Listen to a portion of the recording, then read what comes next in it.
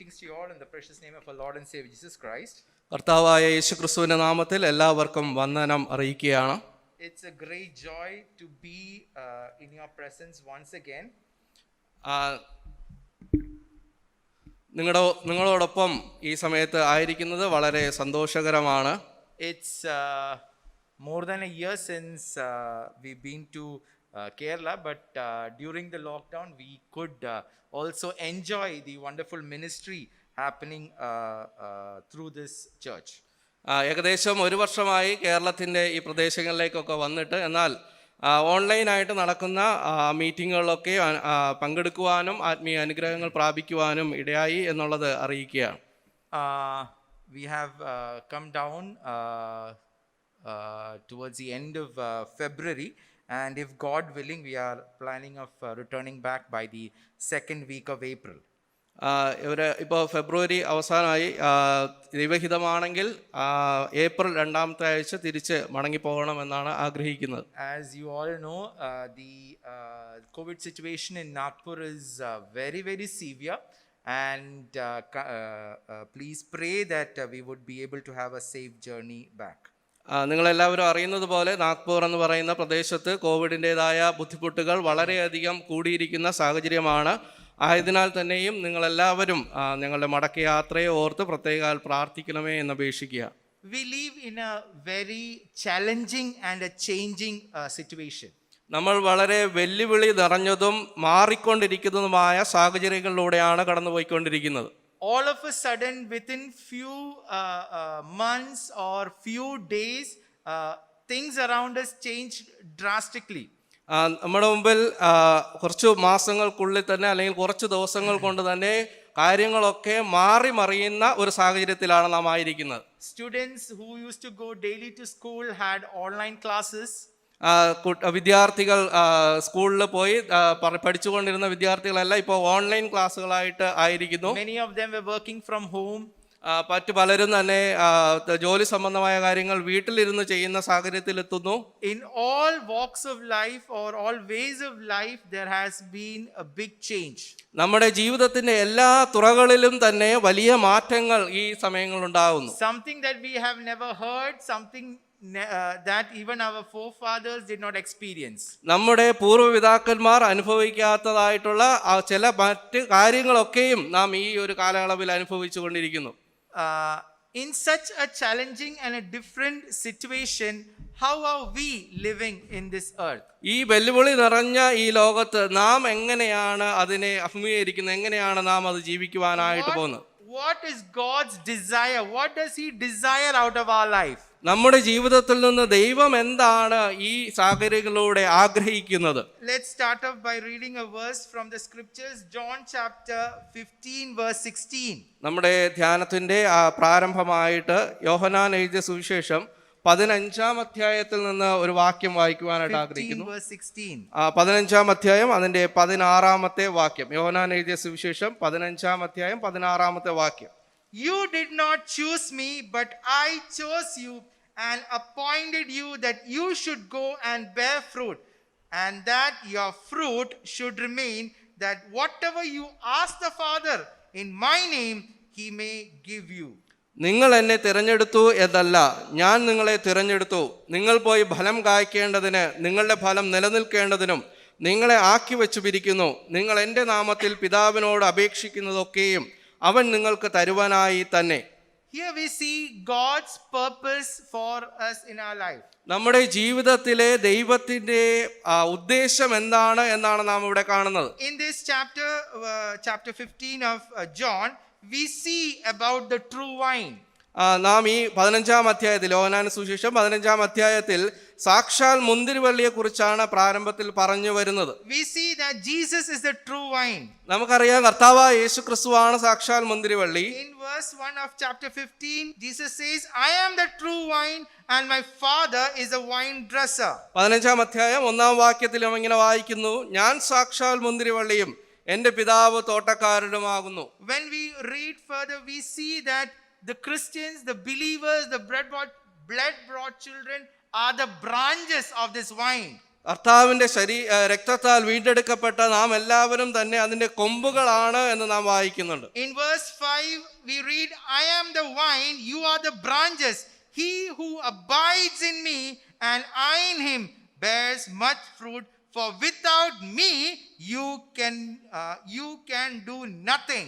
അതിന്റെ 5-ാം വാക്യത്തിലോട്ട് വരുമ്പോൾ, ഞാൻ മുന്തിരിവള്ളിയും നിങ്ങൾ കൊമ്പുകളുമാകുന്നു, ഒരുത്തൻ എന്നിലും ഞാൻ അവനിലും വസിക്കുന്നു എങ്കിൽ അവൻ വളരെ ഫലം കായ്ക്കും, എന്നെ പിരിഞ്ഞ് നിങ്ങൾക്ക് ഒന്നും ചെയ്യുവാൻ കഴിയുകയില്ല.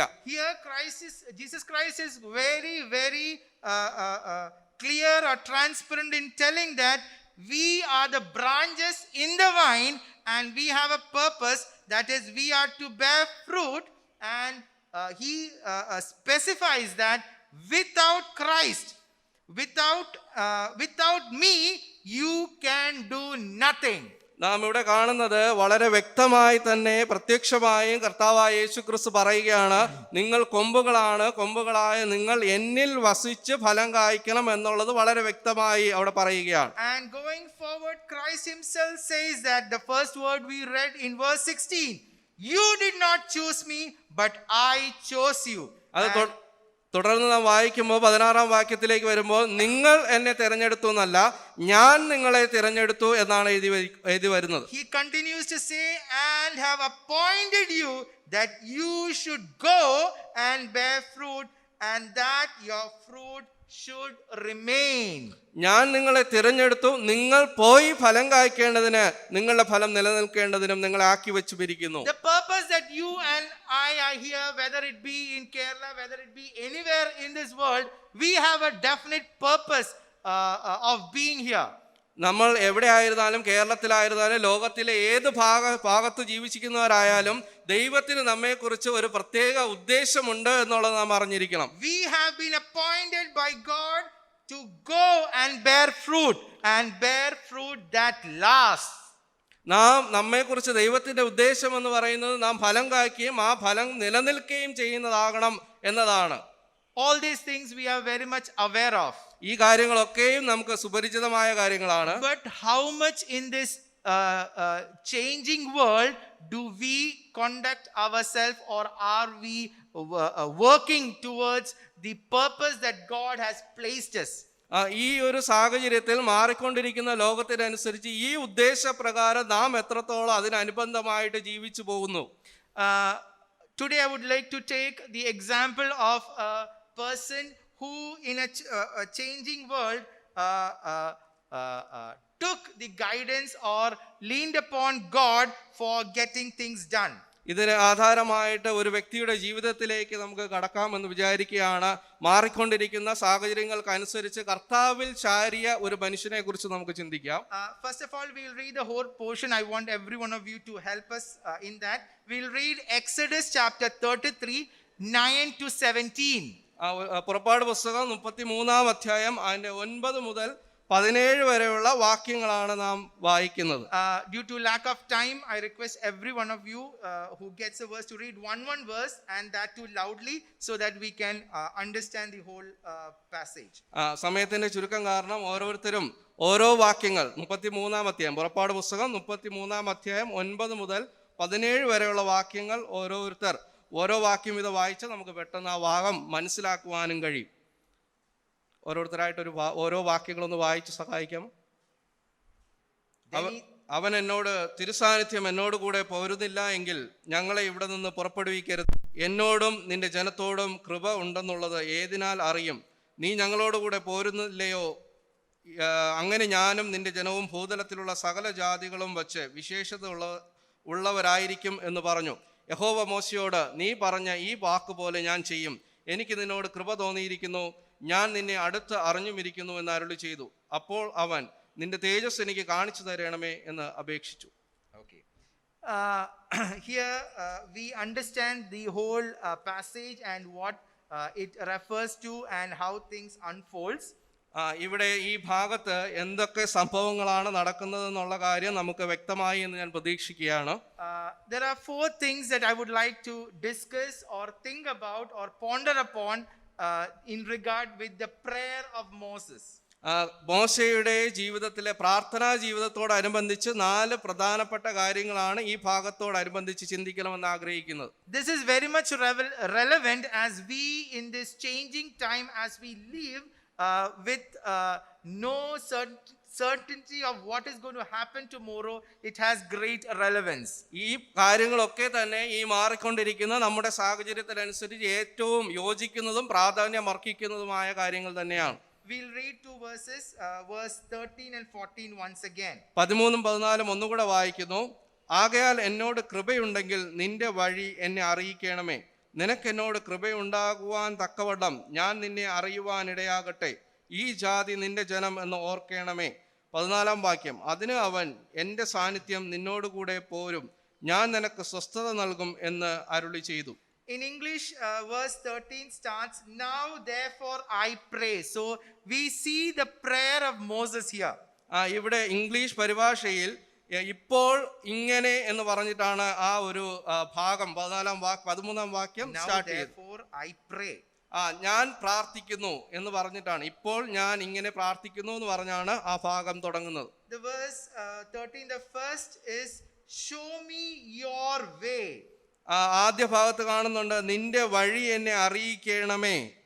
Moses is crying out, praying out to the Lord, Lord, show me your way. മോശ ദൈവത്തോട് കരഞ്ഞ് അപേക്ഷിക്കുകയാണ്, നിന്റെ വഴി എനിക്ക് കാണിച്ചു തരണമേ. Lead me, guide me in your way. നിന്റെ വഴിയിലൂടെ എന്നെ നയിക്കണമേ എന്ന് പ്രാർത്ഥിക്കുകയാണ്. What a plea it is. എന്ത് മനോഹരമായ യാചനയാണ് മോശ അവിടെ ചെയ്യുന്നത്. In Psalm 25 verse 4, സങ്കീർത്തനങ്ങൾ 25ാം അധ്യായം അതിന്റെ 4ാം വാക്യത്തിൽ we see the same thing David is praying. ഇതേ കാര്യം തന്നെ ദാവീദ് അവിടെ പ്രാർത്ഥിക്കുന്നതായിട്ട് കാണുന്നുണ്ട്. Oh Lord, teach me your path. യഹോവേ, നിന്റെ വഴികൾ എന്നെ അറിയിക്കണമേ, നിന്റെ പാതകളെ എനിക്ക് ഉപദേശിച്ചു തരണമേ. As I said earlier, we live in an ever changing world. നേരത്തെ പറഞ്ഞതുപോലെ തന്നെ നാം മാറിക്കൊണ്ടിരിക്കുന്ന, വേഗത്തിൽ മാറിക്കൊണ്ടിരിക്കുന്ന ലോകത്തിലാണ് നാം ജീവിക്കുന്നത്. When we thought that COVID has left us, we Nagpurians thought that it has already left, it has come back again. നമ്മളെല്ലാം ചിന്തിച്ചതുപോലെ കോവിഡ് എന്ന് പറയുന്ന അസുഖം നമ്മളെല്ലാം വിട്ടുമാറി എന്നൊക്കെ നമ്മൾ ചിന്തിച്ചു. പിന്നെയും അതിരൂക്ഷമായിട്ട് പിന്നെയും കടന്നു വന്നിരിക്കുകയാണ്. We do not know what is in store for us tomorrow. നാളെ എന്ത് സംഭവിക്കും എന്ന് നമുക്ക് ആർക്കും തന്നെ അറിയത്തില്ല. But the only thing that we can do is to rely on our heavenly Father. നമുക്ക് എന്നാൽ ചെയ്യാൻ കഴിയുന്ന ഒരേ ഒരു കാര്യം എന്ന് പറയുന്നത് സ്വർഗ്ഗസ്ഥനായ നമ്മുടെ പിതാവിൽ നാം ആശ്രയിക്കുക എന്നത് മാത്രമാണ്. Many a times we used our wisdom, we use our thinking or previous experiences to face new things or things in life. പലപ്പോഴും നമ്മുടെ ജീവിതത്തിലെ വിവിധമായ സാഹചര്യങ്ങൾ വരുമ്പോൾ നമ്മുടെ ബുദ്ധിയിലും നമ്മുടെ അനുഭവ സമ്പത്തിലും നാം ആശ്രയിച്ച് വരുന്ന അവസരങ്ങളെ അല്ലെങ്കിൽ സാഹചര്യങ്ങളെ അഭിമുഖീകരിക്കാറുണ്ട്. We do not understand how limited our resources are, our wisdom is, our physical strength is. നമ്മുടെ ആരോഗ്യമായാലും നമ്മൾക്കുള്ള സമ്പത്തായാലും അല്ലെങ്കിൽ നമ്മൾക്കുള്ള എല്ലാ സാഹചര്യങ്ങളും തന്നെ എത്ര പരിമിതപ്പെട്ടതാണെന്ന് നമുക്കിപ്പോൾ മനസ്സിലായി. But we should completely rely on God, who is the same yesterday, today and tomorrow, and under whom everything is controlled with. എന്നാൽ നാം ആശ്രയിക്കേണ്ടത് ഇന്നും ഇന്നലെയും ഇനി നാളെയും ഒരുപോലെ ഇരിക്കുന്ന മാറ്റമില്ലാത്ത ആ ദൈവത്തിലാണ് നാം നമ്മുടെ ആശ്രയം വെക്കേണ്ടത്. We should understand, as we read earlier, He is a great God who does everything as He pleases in heaven, on earth and in the deepest sea. നാം നേരത്തെ വായിച്ചതുപോലെ യഹോവ തനിക്ക് ഇഷ്ടമുള്ളതൊക്കെയും ചെയ്യുന്നു, ഭൂമിയിലും സ്വർഗത്തിലും അതോ സമുദ്രങ്ങളിലും തന്റെ ഇഷ്ടം ചെയ്യുന്നവനായ യഹോവ. Just an example. ഒരു ഉദാഹരണമായിട്ട് just take a rose bud. ഒരു റോസാ പുഷ്പം എടുക്കുക. We know how beautifully it opens up and it evolves into a full rose. അത് വിരിഞ്ഞ് വരുമ്പോൾ അത് പൂർണ്ണ ഭംഗിയിലേക്ക് എത്തുമ്പോൾ എത്ര മനോഹരമായിരിക്കുന്നു നമുക്കറിയാം. What if we do the same thing to that bud? ആ ഒരു രീതിയിൽ തന്നെയാണ് നാം ആ ഒരു മൊട്ടിനോട് നാം എന്താ ചെയ്യുന്നത്? If we start removing the, opening the first petal, the second petal, third petal, how would it look? നാം അതിനെ നാമായിട്ട് തന്നെ ആ മൊട്ടിന്റെ ഓരോ ഇതളുകൾ, ഒന്നാമത്തെ ഇതൾ, രണ്ടാമത്തെ ഇതൾ, മൂന്നാമത്തെ ഇതൾ, ഇങ്ങനെ ഓരോന്ന് നമ്മളെ തന്നെ ഓരോന്നായിട്ട് അത് മാറ്റി നോക്കിയാൽ അതെങ്ങനെ ഇരിക്കും? it won't be there.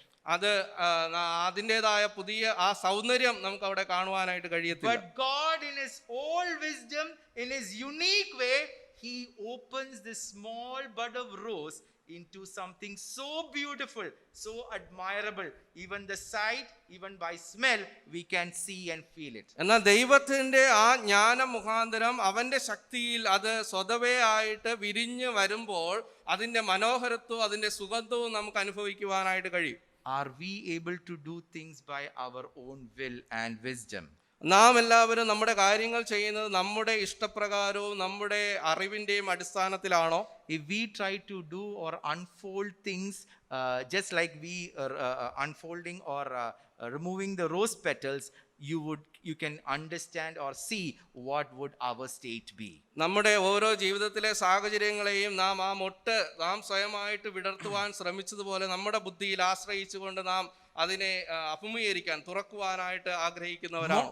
Moses very well knew that through his past experiences and his life, he knew that he could not do anything. Only in God he could rely on. മോശയെ സംബന്ധിച്ചിടത്തോളം തൻ്റെ കഴിഞ്ഞകാല അനുഭവ സമ്പത്ത് വെച്ച് തനിക്ക് വ്യക്തമായി അറിയാം, തനിക്കായിട്ട് തൻ്റെ അനുഭവ സമ്പത്തോ അറിവോ വെച്ചിട്ട് ഇതിലൊന്നും ചെയ്യുവാനായിട്ട് കഴിയത്തില്ല, ദൈവത്തിൽ ആശ്രയിക്കുക മാത്രമാണ് വഴി എന്ന് മോശയ്ക്ക് അറിയാമായിരുന്നു. Many a times we plan out work, career for our children, education for our children, marriage for our children. We plan lot of things that we will do so and so things, but we know the effect also of where we lead to. നമ്മുടെ കുട്ടികളോടുള്ള ബന്ധത്തിൽ, അവരുടെ പഠനത്തോടുള്ള ബന്ധത്തിലാവാം, അവരുടെ ജോലി സംബന്ധമായ കാര്യങ്ങളാവാം, അവരുടെ വിവാഹ സംബന്ധമായ കാര്യങ്ങളാവാം, പല കാര്യങ്ങളും നാം പല പദ്ധതികളിട്ട് ആക്കി വയ്ക്കാറുണ്ട്. എന്നാൽ നാം എന്തായി തീരുന്നു എന്ന് നമുക്ക് തന്നെ അറിയുവാനായിട്ട് കഴിയുന്നുണ്ട്. Just like Moses, in this time also we need to rely on God, and as it says, he says, Lord, show me your way. ഇവിടെ മോശ പറയുന്നത് പോലെ ആ ദൈവത്തോട് അപേക്ഷിക്കുകയാണ്, ദൈവമേ എനിക്ക് നിന്റെ വഴി കാണിച്ചു തരണമേ. How much or have we ever prayed like that? Lord, completely I am helpless, show me your way in midst of all this darkness and fog and uncertainty. ഈ അരക്ഷിതാവസ്ഥയിൽ, ഈ നാളെ എന്ത് സംഭവിക്കുമെന്ന് അറിഞ്ഞുകൂടാത്ത ഈ സാഹചര്യങ്ങളിലൂടെ കടന്നു പോകുമ്പോൾ നമ്മുടെ പ്രാർത്ഥനയുടെ വാക്കുകൾ ഈ രീതിയിലുള്ളത്, കർത്താവേ ദൈവമേ എനിക്ക് അങ്ങ് വഴി കാണിച്ചു തരണമേ എന്നുള്ള വാക്കുകൾ പ്രാർത്ഥന നാം പ്രാർത്ഥിക്കാറുണ്ടോ? First is show me your way. Second is I may know you. ആദ്യം നാം പറഞ്ഞത് വഴി കാണിച്ചു തരണമേ, രണ്ടാമതായിട്ട് അവിടെ പ്രാർത്ഥിക്കുന്നത് എനിക്ക് നിന്നെ അറിയേണ്ടതിന്. Do we take the extra step to have a closer, intimate walk with God? നാം എപ്പോഴെങ്കിലും ആ കർത്താവിനോട് ഏറ്റവും അടുത്തിരിക്കുന്നതിന് വേണ്ടിയുള്ള ആ ഒരു ചുവട് നാം വയ്ക്കാറുണ്ടോ? Do we have that Josh that we initially had when we came to know Christ and we were in fellowship and intimate relationship with God? നാം കർത്താവിനെ അറിഞ്ഞ ആ നാളിൽ, രക്ഷിക്കപ്പെട്ട ആ നാളിനുണ്ടായ ആ സന്തോഷത്തിന്റെയും കൂട്ടായ്മയുടെയും ആ അനുഭവം നമുക്കിന്ന് അനുഭവിക്കുവാനായിട്ട് കഴിയുന്നുണ്ടോ? Christian life is having an intimate, close relationship with God. ക്രിസ്തീയ ജീവിതം അല്ലെങ്കിൽ ക്രിസ്ത്യാനിത്വം എന്ന് പറയുന്നത് ആ ദൈവവുമായിട്ടുള്ള അടുത്ത ബന്ധത്തിൽ തുടരുക എന്നുള്ളത് തന്നെയാണ്. Or is it that only at the time of emergencies and needs that we come to God or seek his face? എന്തെങ്കിലും അത്യാസന്ന സംഭവങ്ങൾ വരുമ്പോഴോ നമ്മുടെ ആവശ്യങ്ങൾ അറിയിക്കുന്നതിനോ വേണ്ടി മാത്രമാണോ ആ ഒരു ബന്ധം ആവശ്യമുള്ളത്? Here we see Moses crying out, God, I want you. I want you to lead me. I want you to guide me. I want to know you more. ഇവിടെ മോശ പ്രാർത്ഥിക്കുകയാണ്, ദൈവമേ നീ എന്നെ നയിക്കണമേ, നിന്റെ വഴി എനിക്ക് കാണിച്ചു തരണമേ, എനിക്ക് നിന്നെ അറിയുവാനായിട്ട് ഇടയാകണമേ, നിന്നെ കൂടുതൽ മനസ്സിലാക്കി തരണമേ. Let's take an example. ഒരു ഉദാഹരണം നമുക്ക് എടുക്കാം. We have lots of friends, we have lots of relatives, close people. നമുക്ക് ഏവർക്കും തന്നെ കൂട്ടുകാരും അല്ലെങ്കിൽ അടുത്ത ബന്ധുക്കളും ഒക്കെ നമുക്ക് എല്ലാവർക്കും ഉണ്ട്. But how closely do we know them? നമുക്ക് എത്ര അടുത്ത് അവരെ ഓരോരുത്തരെയും നമുക്ക് അറിയുവാനായിട്ട് കഴിയുന്നുണ്ട്? Take for example our spouse. നമ്മുടെ ഭാര്യ അല്ലെങ്കിൽ ഭർത്താവിനെ നമ്മൾ എടുക്കുക. Those who are unmarried, just take for instance your best friend. നമ്മുടെ യുവതി അവിവാഹിതരായിട്ടുള്ള അവരോട് സംബന്ധിച്ച് അവരുടെ ഏറ്റവും നല്ല സുഹൃത്തിനെ ഒന്ന് എടുക്കുക. How much do you know your spouse? എത്രത്തോളം നിങ്ങൾ ആ പങ്കാളിയെ നിങ്ങൾ മനസ്സിലാക്കുന്നുണ്ട്? Each and every day we learn new things about our spouse, and we try to through the knowledge we try to have a closer intimate relationship with our spouse. ഓരോ ദിവസം കഴിയുന്തോറും ആ പങ്കാളിയെ കുറിച്ച് പുതിയ പുതിയ കാര്യങ്ങൾ നാം അറിയുകയും ആ ബന്ധം പുതുക്കുകയും അല്ലെങ്കിൽ കൂടുതൽ അടുക്കുവാനും ഇടയാകുന്നു. There is never no one can say that I completely know the other person. ഒരിക്കലും ഒരാൾക്കും ആ വ്യക്തിയെ മറ്റൊരു വ്യക്തിയെ ഞാൻ പൂർണ്ണമായി മനസ്സിലാക്കിയെന്ന് ആർക്കും ഒരിക്കലും പറയുവാനായിട്ട് കഴിയത്തില്ല. We build upon the knowledge and have a closer relationship. Forcefully we tend to build the relationship with our spouse. നാം ആ പങ്കാളിയെ കുറിച്ച് ഓരോ കാര്യങ്ങൾ അറിവിന്റെ അടിസ്ഥാനത്തിൽ നാം നിർബന്ധപൂർവം ആ ഒരു ബന്ധത്തിലേക്ക് നമ്മൾ കൂടുതലായി ആഞ്ഞു വരികയാണ് That ചെയ്യുന്നത്. is how we build up the relationship. അങ്ങനെയാണ് നാം ഓരോ ബന്ധങ്ങളും കെട്ടിപ്പടുക്കുന്നത്.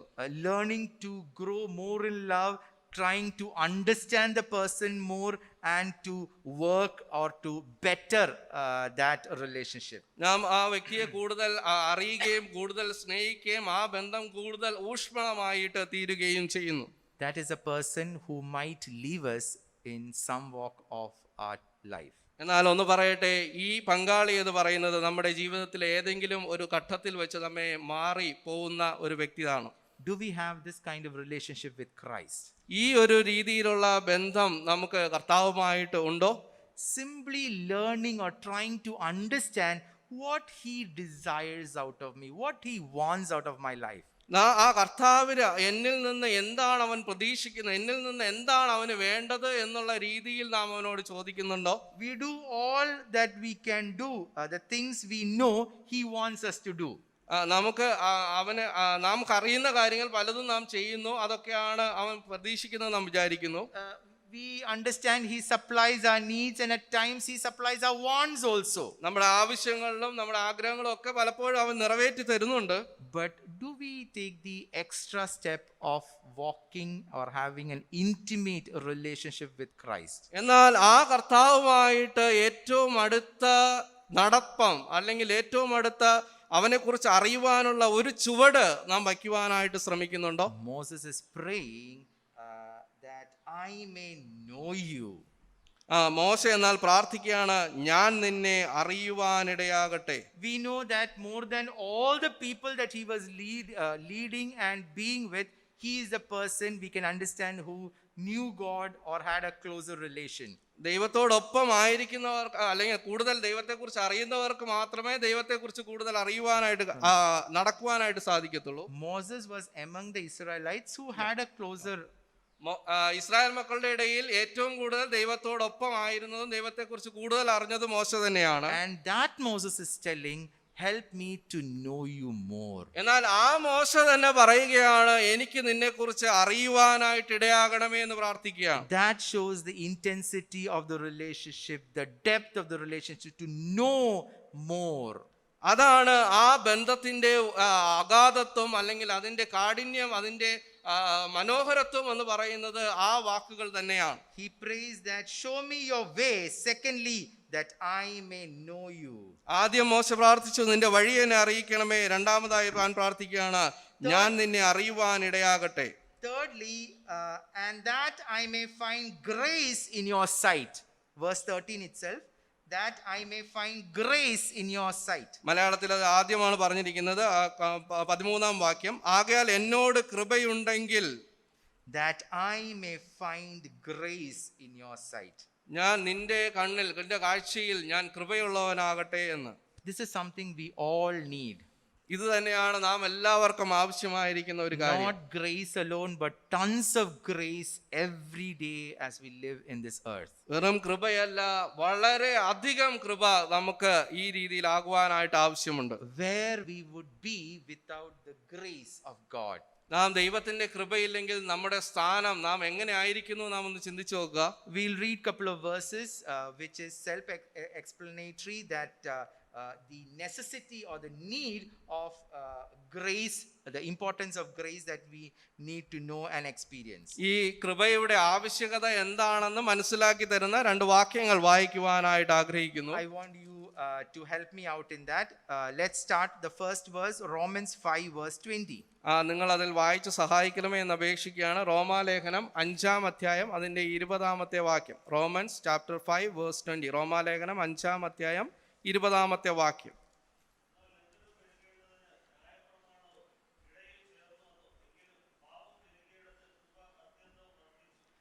Grace did much more abound. എങ്കിലും പാപം പെരുകിയിടത്ത് കൃപ അത്യന്തം വർദ്ധിച്ചു. See how it is explained, did much more abound. Second verse, 1 Corinthians 15 verse 10. ആ അത്യന്തം വർദ്ധിച്ചു എന്നുള്ള വാക്യം തന്നെ നമുക്ക് അധികം മനസ്സിലാക്കി തരുന്നുണ്ട് കൃപയുടെ ആവശ്യകത. രണ്ടാമതായിട്ട് 1 കൊരിന്ത്യർ 15-ാം അധ്യായം അതിന്റെ 10-ാമത്തെ വാക്യം ഒന്ന് വായിക്കുക. 1 കൊരിന്ത്യർ 15-ാം അധ്യായം അതിന്റെ 10-ാമത്തെ വാക്യം.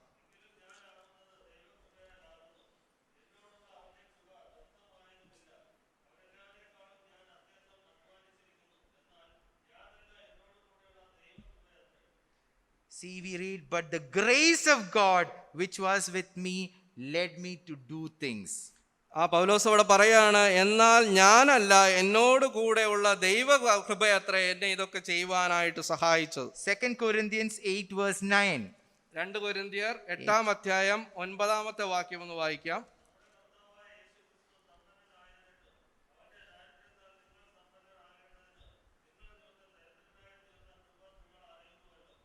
See what the grace of our Lord Jesus Christ works. He who was rich, yet for our sake he became poor, that he through his poverty might be rich. ഇവിടെ നാം വായിക്കുന്നത് നമ്മുടെ കർത്താവായ യേശുക്രിസ്തു സമ്പന്നനായിരുന്നിട്ടും നമ്മെ സമ്പന്നനാക്കുന്നതിന് വേണ്ടിയിട്ട് തൻ്റെ ആ കൃപ തന്നതിനെ കുറിച്ചാണ് നാം ഇവിടെ വായിക്കുന്നത്. Next, 2 Corinthians chapter 12 verse 9. 2 കൊരിന്ത്യർ 12-ാം അധ്യായം 9-ാം വാക്യം കൂടെ നമുക്ക് നോക്കാം. When we read that, we should understand the time or the instance when it was mentioned to Paul. ഈ വാക്യം വായിക്കുമ്പോൾ തന്നെ നാം അറിയേണ്ടത് ഏത് സാഹചര്യത്തിലാണ് കർത്താവ് പൗലോസ് ഈ ഒരു ഭാഗം പറയുന്നത് എന്നുള്ളത്.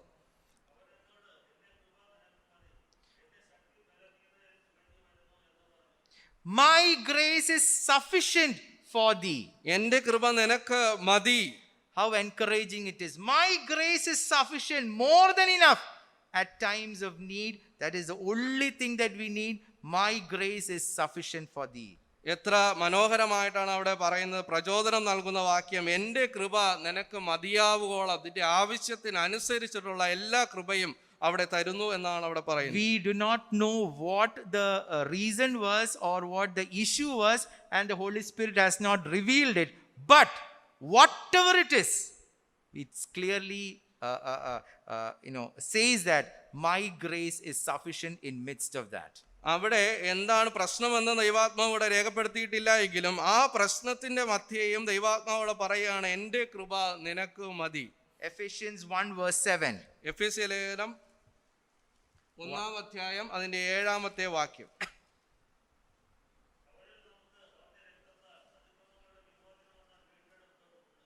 എട്ടാം വാക്യം കൂടെ വായിക്കുക.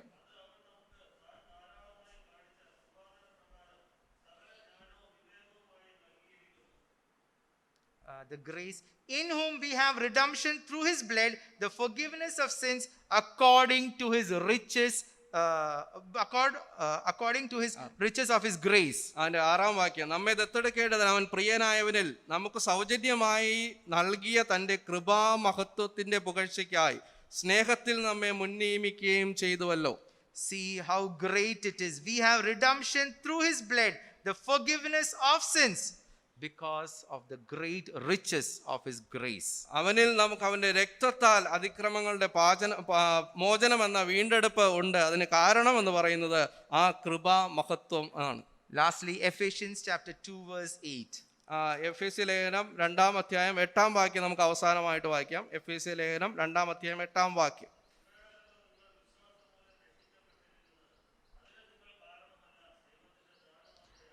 How coolly it said, it is the gift of God. For by grace are ye saved through faith, and not of your works or yourself. It is the gift of God. അവിടെ വളരെ വ്യക്തമായി പറഞ്ഞിരിക്കുകയാണ്, ദൈവത്തിന്റെ ദാനമാണ് നിങ്ങളുടെ വിശ്വാസത്താൽ നിങ്ങൾ രക്ഷിക്കപ്പെട്ടത്, നിങ്ങളുടെ പ്രവൃത്തിയുടെ അടിസ്ഥാനത്തിൽ അല്ല എന്നുള്ളത്. How rich, how unique is this grace when we experience that. എത്ര വ്യത്യസ്തമായ ഒരു കാര്യമാണ് ആ കൃപ എന്നുള്ള ദൈവത്തിന്റെ ദാനം. How much we need this grace. എത്രത്തോളം നമുക്ക് ആ കൃപ ആവശ്യമാണ്, അത്യാവശ്യമാണ്. And Moses rightly prays there that I may find grace in your sight. മോശ അവിടെ പറയുകയാണ്, നിന്റെ കണ്ണിൽ എനിക്കൊരു കൃപ ഉണ്ടാകണമേ എന്ന് പ്രാർത്ഥിക്കുക. We very well know of John Newton.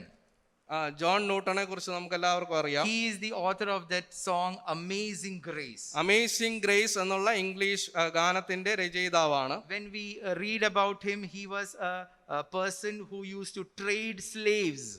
നാം ആ വ്യക്തിയെ കുറിച്ച് മനസ്സിലാക്കുമ്പോൾ ഈ അടിമകളെ വിൽക്കുന്ന ഒരു ജോലി ഉണ്ടായിരുന്ന ഒരാളാണ്. Once a day came in his life when he was, in a very serious situation in the sea. സമുദ്രത്തിൽ ഒരു പ്രശ്നത്തിന്റെ നടുവിൽ താൻ ആയിരുന്ന സമയത്ത് താൻ ഇങ്ങനെ പറയുകയുണ്ടായി. He was in storms in the sea. കടലിൽ കൊടുങ്കാറ്റ് വീശിയിരിക്കുന്ന ഒരു സമയത്ത് he said that he would give his life to God if God would save him. തന്റെ ജീവിതം താൻ ദൈവത്തിന് വേണ്ടി മാറ്റിവെക്കും, ദൈവം ഈ സാഹചര്യത്തിൽ നിന്ന് എന്നെ വിടുവിച്ചാൽ. We see God delivered him, and we see how God mightily used him. ദൈവം അവനെ ആ സാഹചര്യത്തിൽ നിന്ന് വിടുവിക്കുകയും ദൈവം അവനെ ഏത് രീതിയിൽ ഉപയോഗിച്ചു എന്നുള്ളത് നമുക്കറിയാം. But his insight we see through the words of the song.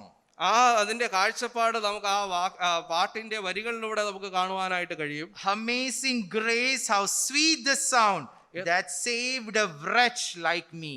എത്ര മഹത്തരമായ അത്ഭുതകരമായ കൃപയാണ്, ഒന്നുമില്ലാത്ത വെറും മോശമായിരുന്ന എന്നെ അവൻ രക്ഷിച്ചു എന്നുള്ളത്. I once was lost, but now I am found, was blind, but now I see. ഒരിക്കൽ ഞാൻ നഷ്ടപ്പെട്ടവനായിരുന്നു, എന്നാൽ ഞാനിപ്പോ എന്നെ അവൻ നേടിയിരിക്കുന്നു. ഞാൻ ഒരിക്കൽ കണ്ണു കണ്ടുടാത്ത കുരുടനായിരുന്നു, എന്നാൽ എനിക്കിപ്പോൾ കാണുവാനായിട്ട് കഴിയുന്നുണ്ട്. How conscious are we about the grace, or how thankful are we about the grace that we enjoy every second of our life? പ്രിയമുള്ളവരെ, ആ കൃപയുടെ മഹത്വം, അതിന്റെ പ്രാധാന്യം എന്താണെന്ന് ശരിയായ രീതിയിൽ നമ്മുടെ ജീവിതത്തിൽ നാം മനസ്സിലാക്കി എടുക്കുവാനായിട്ട് ശ്രമിക്കുന്നുണ്ടോ? I just read a verse by a person who just said, God loves you so much, he will take you just the way you are. ഒരു സഹോദരൻ ഇങ്ങനെ ഒരു വാക്യം പറയുകയുണ്ടായി. ആ വാക്യം അതേപോലെ ഞാൻ എടുക്കുകയാണ്. ദൈവം നിങ്ങളെ എത്രത്തോളം സ്നേഹിച്ചു എന്ന് ചോദിച്ചാൽ, നിങ്ങൾ എങ്ങനെയായിരിക്കുന്നോ അതുപോലെ തന്നെ നിങ്ങളെ എടുത്തു എന്നുള്ളതാണ് അവന്റെ സ്നേഹം. But he loves you too much to leave you that way. എന്നാൽ അവൻ നിങ്ങൾ ഏത് രീതിയിലായിരിക്കുന്നോ അതുപോലെ ജീവിക്കുന്നതിന് വേണ്ടി അനുവദിച്ചു കൊണ്ടുള്ള അതിനേക്കാൾ മഹത്തരമായ സ്നേഹത്താൽ അവൻ നമ്മെ സ്നേഹിക്കുന്നു. He takes you as you are, and it is his love that helps us to be like that itself. നാം എങ്ങനെയായിരിക്കുന്നോ അതേപോലെ തന്നെ നമ്മെ എടുത്ത ആ സ്നേഹവും നാം ആ രീതിയിൽ തന്നെ പോകുന്നതിന് വേണ്ടി നമ്മെ വിടുന്നതും അല്ലെങ്കിൽ സ്വതന്ത്രമായി വിടുന്നതുമായ അതിനേക്കാൾ വലിയ സ്നേഹം, that is the grace of God. അതാണ് ദൈവത്തിന്റെ കൃപ എന്നുള്ളത്. Fourth thing that he prays for, we can read in verse 14. 15. If your presence does not go with us, do not bring us up from here. നാലാമതായിട്ട് മോശ പ്രാർത്ഥിക്കുകയാണ്. അതിന്റെ 15-ാം വാക്യം, തിരുസാന്നിധ്യം എന്നോടുകൂടെ പോരുന്നില്ല എങ്കിൽ ഞങ്ങളെ ഇവിടെ നിന്ന് പുറപ്പെടുവിക്കരുതേ. God told Moses to go ahead, go lead the children of Israel to the promised land. ദൈവം മോശയോട് പറയാണ്, നീ മുമ്പോട്ട് പോയിക്കോളൂ, ഇസ്രായേൽ മക്കളെ മുന്നോട്ട് നയിച്ചോളൂ എന്ന് പറയുന്നുണ്ട്. The people had angered God because of their deeds. Israel മക്കൾ തന്റെ പ്രവർത്തികളാൽ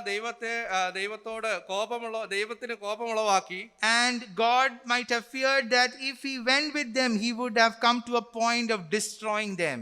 ദൈവം ഇങ്ങനെ പറയാണ്, അവരോടൊപ്പം പോയി കഴിഞ്ഞാൽ അവരുടെ ഈ പ്രവൃത്തി മുഖാന്തരം അവരെല്ലാവരെയും നശിപ്പിച്ച് കളയുന്ന സാഹചര്യത്തിലേക്ക് എത്തിച്ചേരും. But we see that Moses knew the importance of the presence of God. എന്നാൽ മോശയ്ക്ക് വ്യക്തമായി അറിയാമായിരുന്നു ദൈവത്തിന്റെ സാന്നിധ്യത്തിന്റെ പ്രാധാന്യം എന്താണെന്ന്. And that is why he recognized the need, and he says, if your presence does not go with us, do not bring us from here. അതുകൊണ്ടാണ് മോശ ആ ആവശ്യം മനസ്സിലാക്കിക്കൊണ്ട് പറയുകയാണ്, തിരുസാന്നിധ്യം എന്നോടുകൂടെ പോരുന്നില്ല എങ്കിൽ ഞങ്ങളെ ഇവിടെ നിന്ന് പുറപ്പെടുവിക്കരുതേ. Do we have these words in our prayer? നമ്മുടെ പ്രാർത്ഥനയിൽ ഈ വാക്കുകൾ ഉണ്ടാകാറുണ്ടോ? I have heard some Apachans and all praying this, but in today's prayer we lack, or it's not found. These words are not found.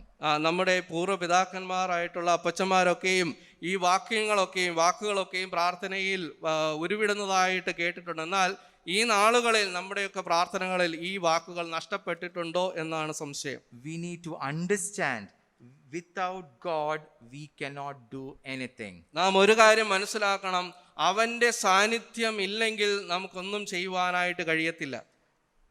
How are we before God in this changing world? ഈ മാറിക്കൊണ്ടിരിക്കുന്ന ലോകത്തിൽ നാം എങ്ങനെ ആയിരിക്കുന്നു ദൈവത്തിന് മുൻപിൽ?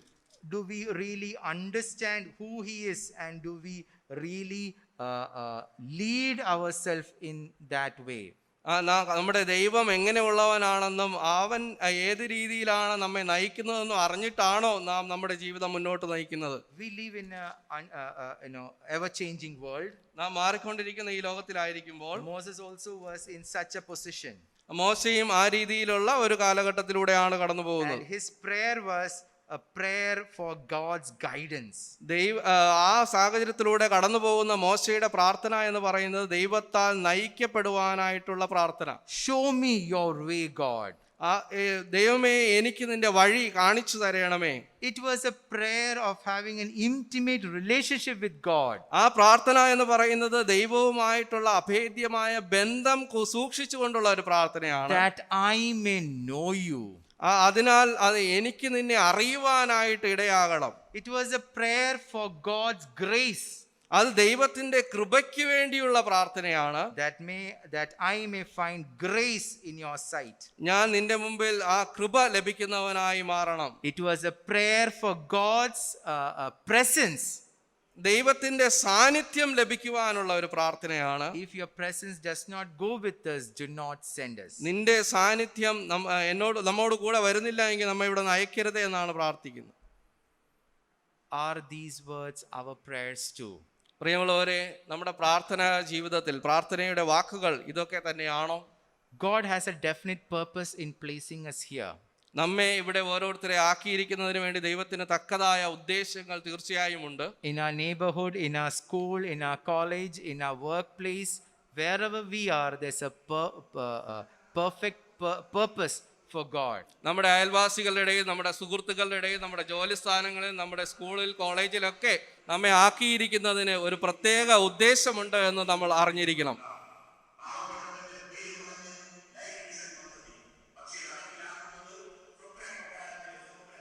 And do we lead our life based on our wisdom and understanding, or completely leaning on to God? നമ്മുടെ ജീവിതങ്ങൾ നമ്മൾ നയിക്കുന്നത് ആ കർത്താവിൽ ആശ്രയിച്ചുകൊണ്ടാണോ, അതോ നമ്മുടെ ബുദ്ധിയിലും നമ്മുടെ ശക്തിയിലും ആശ്രയിച്ചുകൊണ്ടാണോ? Our lives are uniquely different from each others. നാം ഓരോരുത്തരുടെ ജീവിതം വിഭിന്നമാണ്, വ്യത്യസ്തമാണ്. And do we serve the purpose for which we have called for? നമ്മെ വിളിച്ചിരിക്കുന്ന വിളിക്ക് യോഗ്യമായ വണ്ണമാണോ നാം ജീവിക്കുന്നത്? Coming back to the first verse that we read. നാം ആദ്യം വായിച്ച വാക്യത്തിലേക്ക് നമുക്ക് കടന്നു വരാം. John chapter 15 verse 16. യോഹന്നാൻ എഴുതിയ സുവിശേഷം 15-ാം അധ്യായം അതിന്റെ 16-ാമത്തെ വാക്യം. You did not choose me. നിങ്ങൾ എന്നെ തിരഞ്ഞെടുത്തു എന്നല്ല, but I chose you. ഞാൻ നിങ്ങളെ തിരഞ്ഞെടുത്തു. And appointed you that you may go and bear fruit. നിങ്ങൾ പോയി ഫലം കായ്ക്കേണ്ടതിനും നിങ്ങളുടെ ഫലം നിലനിൽക്കേണ്ടതിനും നിങ്ങളെ ആക്കി വെച്ചുമിരിക്കുന്നു. That your fruit should remain. നിങ്ങളുടെ ഫലം നിലനിൽക്കുന്നതായിരിക്കണം. See, this is a glouse. ഇപ്പോൾ കാണിച്ചു തരുന്നത് ഒരു ഗ്ലൗസ് ആണ്. We saw even Vipin coming and using the glouse that was here. ഇവിടെ നാം നേരത്തെ തിരുവത്താഴ ശുശ്രൂഷയുടെ സമയത്തും ഈ ഗ്ലൗസ് നമുക്ക് കാണുകയുണ്ടായി. See, before it doesn't have it is made for a purpose. അതിനെ ഒരു ഉദ്ദേശത്തോടു കൂടിയാണ് അതിനെ നിർമ്മിച്ചിരിക്കുന്നത്. The gloves as such cannot be used for anything. ഇതിനെ ഈ രീതിയിൽ തന്നെ ഇങ്ങനെ വെറുതെ ഇട്ടിരുന്നാൽ അതിന് പ്രത്യേകിച്ച് വേറെ ഉപയോഗമൊന്നുമില്ല. But when the hand enters the gloves, എന്നാൽ നമ്മുടെ ആ കൈകൾ ആ ഗ്ലൗസിലേക്ക് കടത്തി അതിനെ നമ്മുടെ ഉള്ളിലേക്ക് ആക്കി കഴിഞ്ഞാൽ the lifeless gloves can do lot of things. എന്നാൽ ആ ഉപയോഗമില്ലാതെ ഒരു ഉപയോഗമില്ലാതെ അവിടെ വച്ചിരുന്ന ആ ഗ്ലൗസിനെ നമുക്ക് ഉപയോഗപ്രദമാക്കി മാറ്റുവാനായിട്ട് കഴിയും. You are created for a purpose. നിങ്ങളെ സൃഷ്ടിച്ചിരിക്കുന്നത് ഒരു ഉദ്ദേശത്തോടു കൂടിയാണ്. Unless and until God is not there in control, you cannot do anything. നിങ്ങളുടെ ജീവിതചര്യയിൽ ദൈവത്തിന്റെ നിയന്ത്രണം ഇല്ല എങ്കിൽ നിങ്ങൾക്ക് ഒന്നും ചെയ്യുവാനായിട്ട് കഴിയത്തില്ല. Let us be like this gloves with God inside us, leading and guiding in all walks of life. ഈ ഗ്ലൗസിനെ പോലെ ദൈവത്തിന്റെ ആ ശക്തി അല്ലെങ്കിൽ ദൈവത്തിന്റെ നിയന്ത്രണം നിങ്ങളുടെ ഉള്ളിൽ ഉണ്ടാകുവാനായിട്ട് ദൈവം ഇടയാക്കട്ടെ. God can do great things from you, through you, if you give yourself to God. നിങ്ങൾ ദൈവത്തിലേക്ക് ഈ ഒരു കാര്യം ചെയ്തു കൊടുത്താൽ, സമർപ്പിച്ചു കൊടുത്താൽ, ദൈവം നിങ്ങളിലൂടെയും നിങ്ങളാലും പല അത്ഭുത കാര്യങ്ങളും ദൈവം നിറവേറ്റും. This tremendous opportunity around us. ഈ അത്ഭുതകരമായ അനേക അവസരങ്ങൾ നമ്മുടെ മുമ്പാകെയുണ്ട്. But എന്നാൽ are you giving yourself to God completely? എന്നാൽ പൂർണ്ണമായിട്ടും നിങ്ങളെ കർത്താവിന് ഏൽപ്പിച്ചു കൊടുക്കുന്നുണ്ടോ? Tomorrow we might not have time, or we might not be here next week. ഒരുപക്ഷെ നാം നാളെ ഉണ്ടാകത്തില്ല, അല്ലെങ്കിൽ അടുത്ത ആഴ്ച നാം ഒരുപക്ഷെ ഉണ്ടാകത്തില്ലായിരിക്കാം. The days that God has given, let us use it profitably for His name's glory and His kingdom's race. നമ്മുടെ ദൈവം നമുക്ക് തന്നിരിക്കുന്ന അവസരങ്ങളും സമയങ്ങളും ദിവസങ്ങളും അവന്റെ മഹത്വത്തിനായിട്ട് ഉപയോഗിക്കുവാനായിട്ട് ദൈവം ഇടയാക്കട്ടെ. In this challenging world, we have one more opportunity. Let us give ourselves into God's hands that He might use us mightily for His name's glory. ഈ വെല്ലുവിളി നിറഞ്ഞ ലോകത്തിൽ അവന്റെ നാമമഹത്വത്തിനായിട്ട് എടുത്തുപയോഗിക്കുവാനായിട്ട് നമ്മെ തന്നെ സമർപ്പിക്കുവാൻ ദൈവം നമ്മെ സഹായിക്കട്ടെ. And let Moses' prayer be our prayer also, so that God can work through our lives. മോശെ എന്ന ഭക്തന്റെ പ്രാർത്ഥന തന്നെ നമ്മുടെ പ്രാർത്ഥനയുടെ വാക്കുകളുമായി തീരുവാൻ ദൈവം ഇടയാക്കട്ടെ. May God help us and strengthen us to be more faithful to Him in the coming days. Through these words, let His mighty name alone be glorified. വരുന്ന ദിവസങ്ങളിൽ ദൈവത്തോട് ആ വിശ്വസ്തത പുലർത്തിക്കൊണ്ട് ദൈവത്തിന് വേണ്ടി ജീവിക്കാൻ ദൈവം സഹായിക്കട്ടെ. ദൈവത്തിന്റെ നാമം മാത്രം മഹത്വപ്പെടുമാറാകട്ടെ.